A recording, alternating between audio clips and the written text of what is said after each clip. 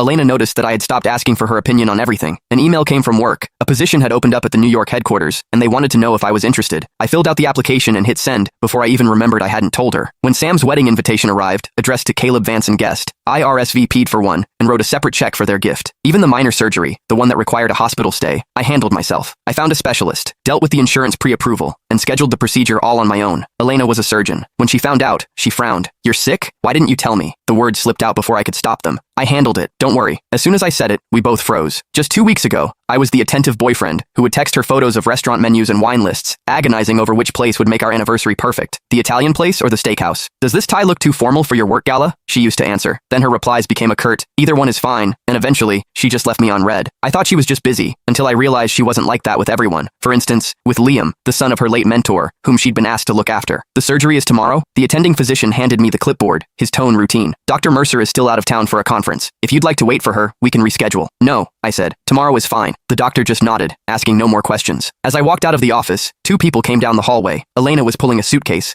looking like she'd come straight to the hospital from the airport. Liam followed her, wearing a black cashmere overcoat over his casual clothes, the Burberry one I'd given Elena for our 3rd anniversary. Elena saw me, and her brow furrowed. "What are you doing here? Sick again?" That word, again, stung like a needle. She snatched the papers from my hand, her eyes scanning them with a flicker of annoyance. "I have a full surgical schedule tomorrow. This isn't an emergency. We can do it when I have time to oversee it." "Don't worry about it," I said. "I've already handled it." She looked taken aback. This was coming from the guy who used to call her worried about every minor fever, the one who sent her a dozen options just to pick a weekend getaway destination. Now, here I was, calmly scheduling my own surgery. If she hadn't run into me, she probably wouldn't have known until after it was over. I took the chart back, accidentally knocking a small bottle from her hand. It clattered to the floor. "Strong prescription sedatives. It's not what you think," Elena said, bending to pick them up. Her voice was as flat as if she were discussing the weather. "They're for Liam's chronic insomnia. Doctor's orders." Liam clutched the coat tighter, his voice a fragile whisper. "I'm so sorry, Caleb. It's all my fault. My anxiety has been so bad lately I can't sleep. I can't focus. Elena is the only one who understands. She said she couldn't leave me alone in case I did something stupid." Her voice trailed off. "You don't know what it's like. Sometimes my head is just full of dark thoughts. I can only get through it when Elena is with me. I just wish I could be strong like you." I'd heard this script before. Every time I questioned their relationship, Liam would bring up his mental health and his episodes, and Elena would shoot me a look that screamed, "How can you be so heartless?" Once, I had a sharp pain in my chest and asked her if it could be stress-related. This brilliant cardiothoracic surgeon told me, "I don't know. I'm off the clock." When I complained she was being dismissive, she just pinched the bridge of her nose wearily. "Can't you just look it up yourself? You're a grown man, Caleb. Can you be a little more independent? Stop relying on me for every little thing." So frugal with her words for her boyfriend. Yet she personally escorted someone else to their pharmacy. "Well, you should take good care of him then," I said, my voice completely flat. "After all, his sleep schedule is much more important than my surgery, right?" Liam's face flushed. "Caleb, that's not what I meant. Are you still mad?" Elena cut him off, her eyes fixed on me. "Just because I didn't tell you I was going out of town? 2 weeks ago was her birthday. I had worked overtime for weeks to get the day off, cooked a 5-course